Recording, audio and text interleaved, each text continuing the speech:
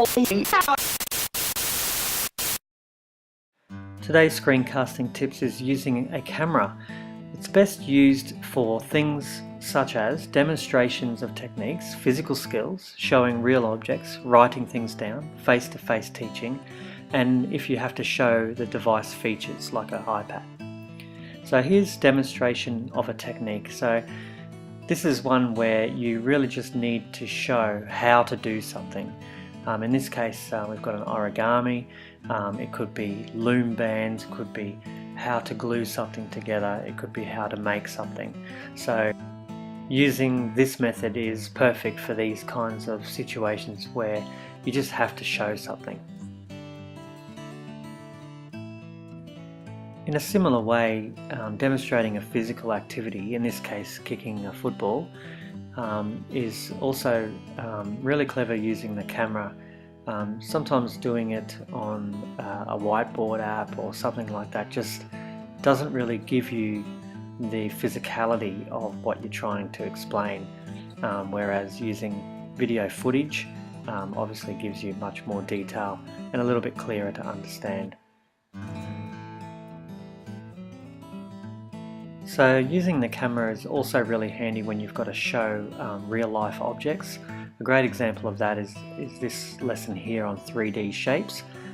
It's really hard to explain the edges and faces of a shape with just your voice or even just with a picture, because really it's still a 2D representation.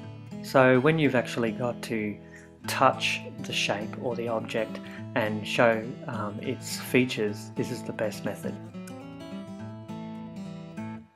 Now, writing can be done quite effectively on most of the methods that we'll talk about, but I guess if you were looking to show how to write it, or even maybe how to hold the pen, then this probably would be the best method. With whiteboard based apps, you can't actually see the pen, you're seeing the ink getting placed onto the whiteboard. So you can see here it's a graph and he's pointing to things at the same time he'll be writing. So using the camera allows you to show in a way that you would normally show. Getting face-to-face lesson to your students is difficult to do on apps and any other screencasting method. So the camera is really great for if you'd like to get face-to-face action in your video lessons. You can see here this teacher is explaining how to do something, and I guess she feels comfortable showing it just how she would if she was standing in front of her students. Another reason I would use a camera for screencasting is if I'm actually trying to show what a device can do. You can screencast a screen with other methods, but this way is the only way that you can show the actual device in action. So there's a number of issues using this method of the built-in camera on your device. Firstly, it's really tempting to go for perfection, especially if it's you in front of the camera. You want to have every word that you say has to be exactly right, and you feel like you would look a bit silly if you don't do it perfectly, and of course what that does is chew up an enormous amount of time. So I steer clear of this method mainly for that one. Just the pursuit of perfection wastes too much time.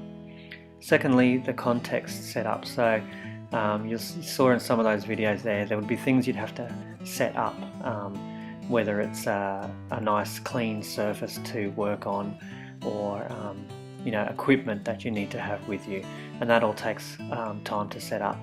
Filming setup, you can see in the face-to-face video back there that the camera wasn't set up in a way that kept it nice and still, and so setting up the filming, the lighting, the angle, making sure all that's right takes a lot of time and energy, and it might also take some specialized equipment.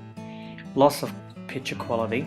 That can be from, if you're transferring that video and then putting it into another video to complete your lesson, kind of like what I'm doing here, that can sometimes result in a loss of the actual picture quality.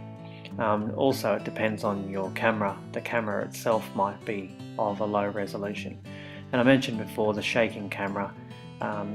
If you're having to have someone hold the camera, then most likely it's going to be quite shaky. So overall, this method, you would only really use this method if you needed to show a real-life demonstration or object rather than a digital version of it, but still a valid method of screencasting.